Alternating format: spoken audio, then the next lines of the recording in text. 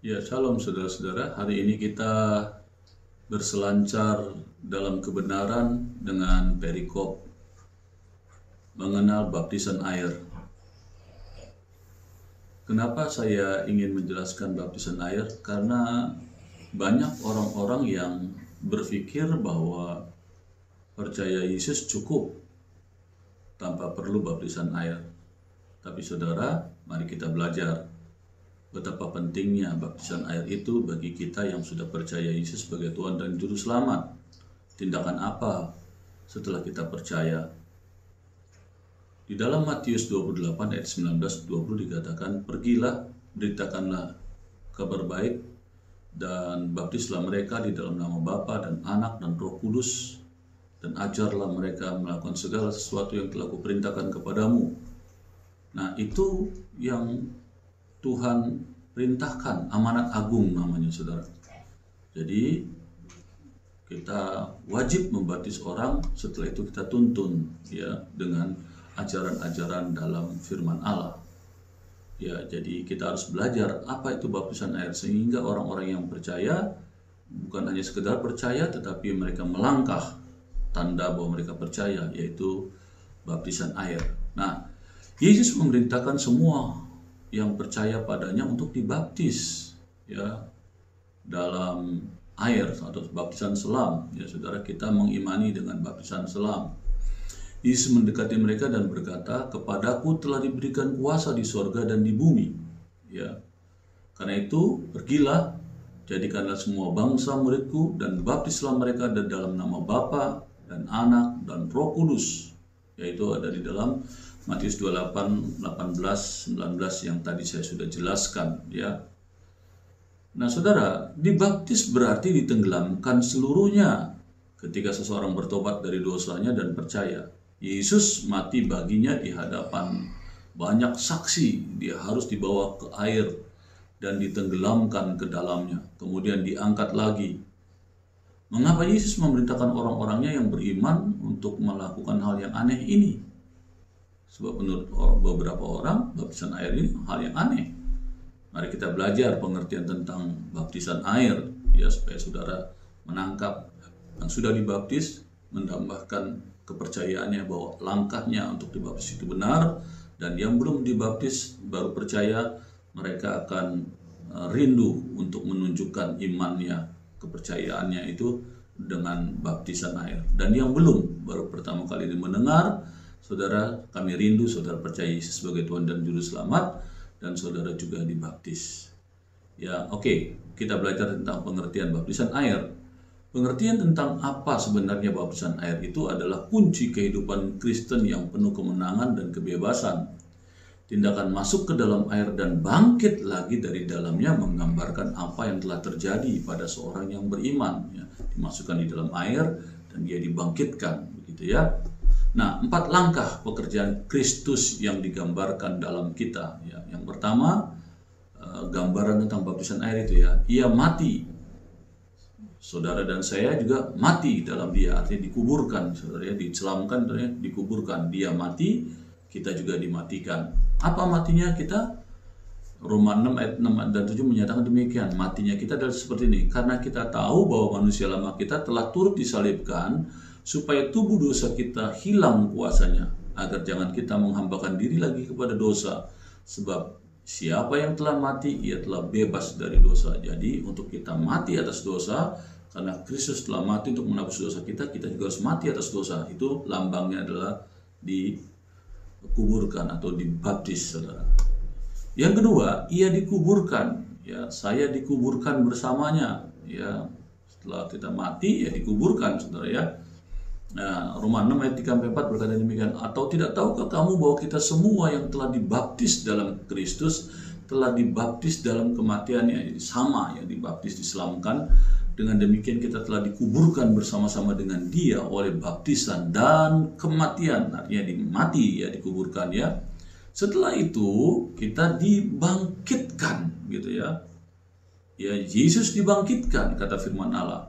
Nah, saudara dan saya mempunyai kehidupan baru di dalam dia. Jadi setelah itu kita diselam, terus kita diangkat, dibangkitkan artinya. Nah, Kehidupan yang bangkit ini, Roma 6 ayat 45 mengatakan begini, supaya sama seperti Kristus telah dibangkitkan dari antara orang mati oleh kemuliaan Bapa, demikian juga kita akan hidup dalam hidup yang baru.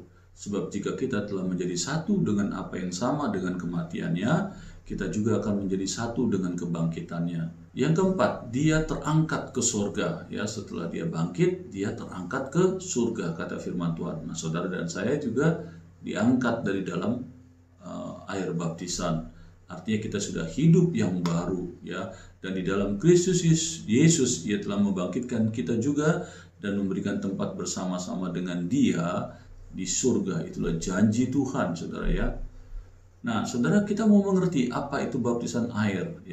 Yang pertama, upacara penguburan Anda, saudara dan saya. Suatu upacara penguburan bukanlah untuk membunuh seseorang.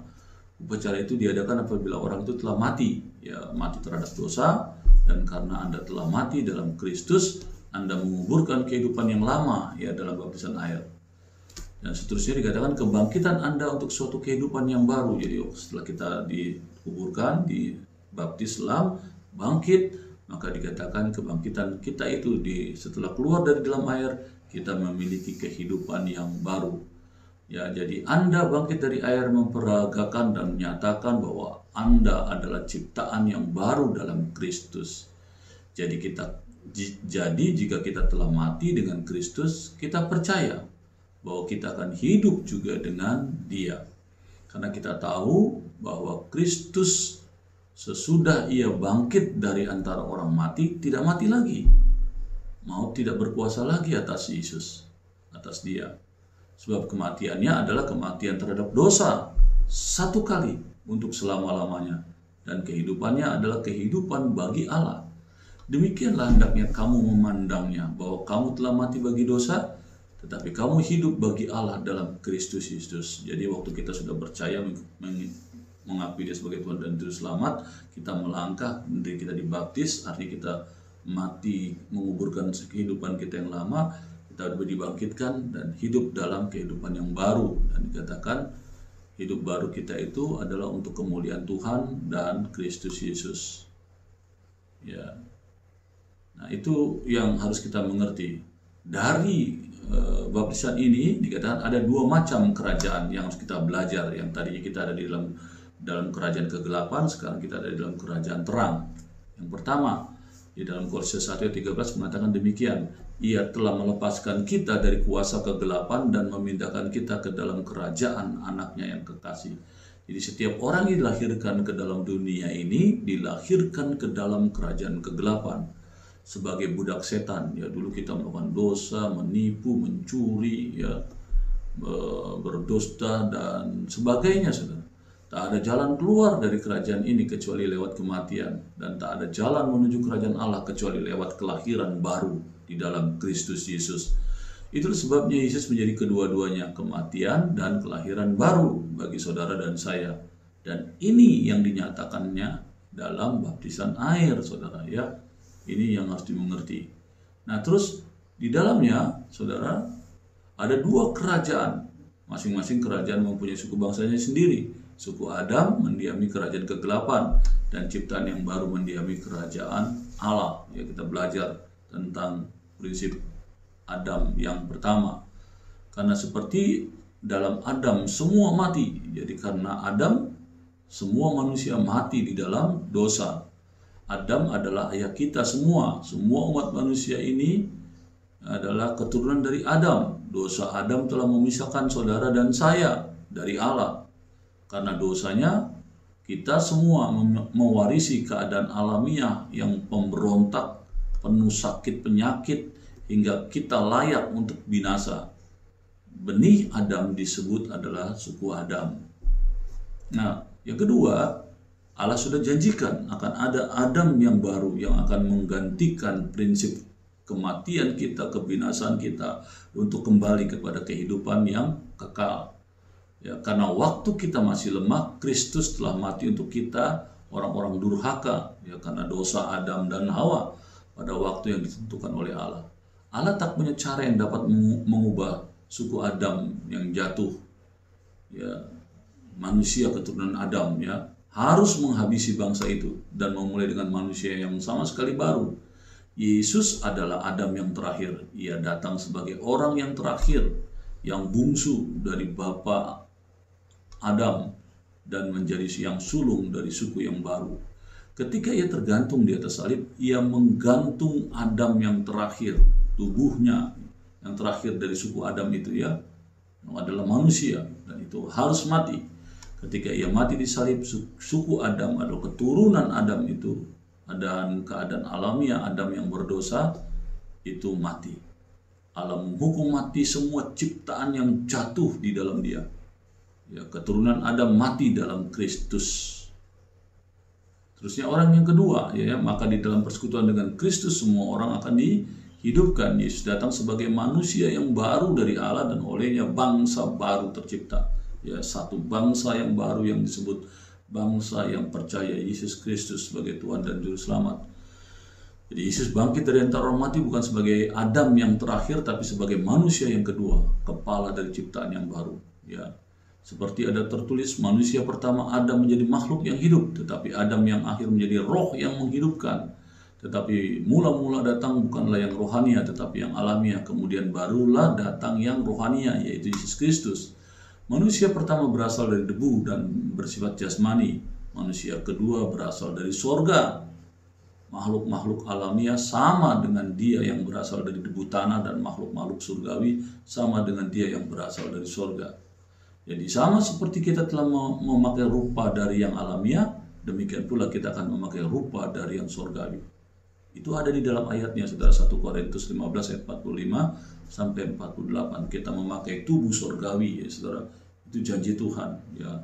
Waktu nanti kedatangan yang kedua kali, saudara dan saya akan diubahkan tubuh kita yang normal, manusia yang penuh dengan dosa ini, diubahkan dengan tubuh kemuliaan untuk kita bertemu dengan Yesus Kristus, ya. Yang terakhir, ciptaan yang baru. Jadi siapa yang ada di dalam Kristus, ia adalah ciptaan baru. Yang lama sudah berlalu, sesungguhnya yang baru sudah datang.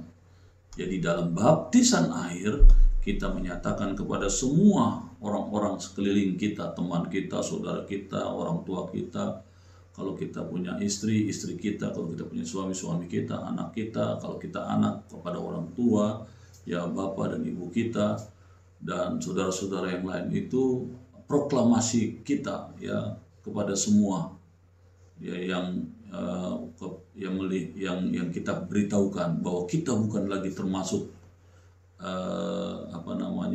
keturunan Adam yang akan binasa, tetapi kita sekarang telah diangkat dari kerajaan kegelapan kepada terangnya yang ajaib, yaitu keturunan manusia yang baru dalam Kristus, menjadi milik kerajaan dari Allah.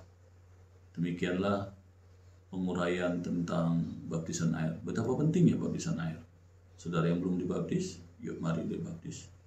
Yang rindu mau dibaptis, mari. Saudara-saudara, Tuhan Yesus memberkati.